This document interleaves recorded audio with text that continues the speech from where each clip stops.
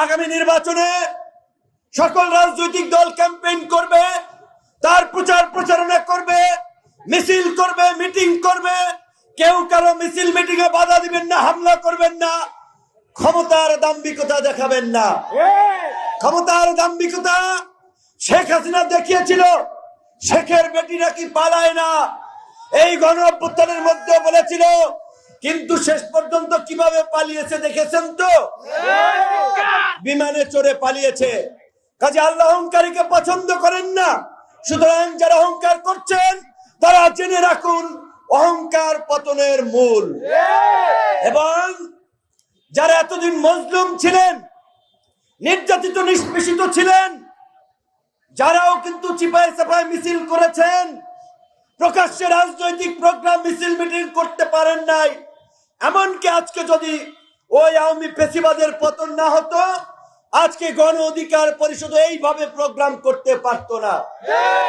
জামাতের লোকেরা 6,000 12,000 motorcycle showdown দেয়, জামাতের নামে মুখে বলতে পারতেন না। বিএনপির নেতারা ঘরে ঘুমাইতে পারতেন না, বাসা ডেমরা যাত্রাবাড়ি থাকতেন রূপগঞ্জ মিরপুর।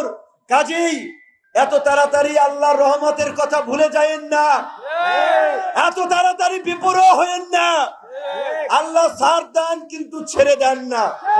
আমার কথা পরিষ্কার, কে আমার কথা পছন্দ করলো বা করলো না, কে আমাকে ভালো বললো বা ভালো বললো না, ওইটা আমাদের দেখার বিষয় নয়।